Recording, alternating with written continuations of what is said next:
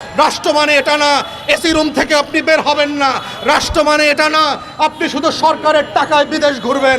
রাষ্ট্র মানে এটা না শুধুমাত্র অপ্রয়োজনীয় মিটিং করবেন। রাষ্ট্র মানে আপনাকে প্রেস ক্লাবে আসতে হবে, জনগণের কথা শুনতে হবে, নাগরিকদের অধিকার নিয়ে আপনাকে বসতে হবে, মিটিং করতে হবে। এটাই হচ্ছে রাষ্ট্র, এটাই হচ্ছে ন্যায্য দাবির জায়গা।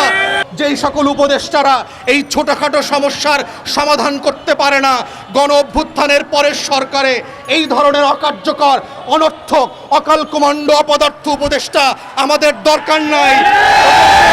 এই ধরনের উপদেষ্টা এবং কর্মকর্তাদেরকে সম্মানের সাথে এক কাপড়ে বাড়িতে পাঠান। যদি না পাঠান, এই আমলারা, আওয়ামী আমলারা নতুন নতুন প্রকল্প করে আপনাদের এই উপদেষ্টাদেরকে দুদকের দুর্নীতি করা আগামী বছর জেলে নেওয়ার ব্যবস্থা করবে। সেই দিন কিন্তু আসতেছে। আমলাদেরকে আপনারা চেনেন নাই, তারা কিভাবে কাকে কোন ঘাটের জল খাওয়াবে এবং কোন বালাতে খাওয়াবে সেইটা বোঝার ক্ষমতা শেখ হাসিনারও বুঝতে অনেক দেরি হয়ে গেছে। তাই সেই জায়গা থেকে আপনারা শিক্ষা নেন। আমাদের পক্ষ থেকে আমরা জোর দাবি জানাচ্ছি, প্রয়োজনেই আপনারা অবিলম্বে একটা উপকমিটি করেন। উপকমিটি এই প্রতিষ্ঠানগুলোকে ভেটিং করবে, রাষ্ট্রের নিয়ম কানুনগুলো, যেগুলো নীতিমালা আছে সেগুলো তারা মানছে কিনা, এবং সেই ভিত্তিতে এই প্রতিষ্ঠানগুলোকে গ্র্যাজুয়ালি নিবন্ধিত করা, এমপিওভুক্ত করা, জাতীয়করণ করা, শিক্ষক কর্মকর্তা কর্মচারীদেরকে পেনশনভুক্ত করা, নিয়মিত বেতনের ব্যবস্থা করা দরকার। এই ন্যূনতম দাবিগুলো নিয়ে মেনে নিয়ে আলোচনার পথ খুলে দেন। আজকের নেতৃবৃন্দকে আপনারা সচিবালয়ে ডেকে নেন, বসেন, কথা বলেন, ন্যায্যতার ভিত্তিতে নাগরিকদের সমস্যার সমাধান করেন। এটাই হচ্ছে রাষ্ট্র।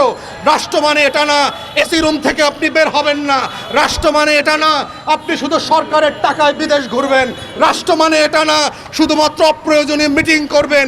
রাষ্ট্র মানে আপনাকে প্রেস ক্লাবে আসতে হবে, জনগণের কথা শুনতে হবে, নাগরিকদের অধিকার নিয়ে আপনাকে বসতে হবে, মিটিং করতে হবে। এটাই হচ্ছে রাষ্ট্র, এটাই হচ্ছে ন্যায্য দাবির জায়গা।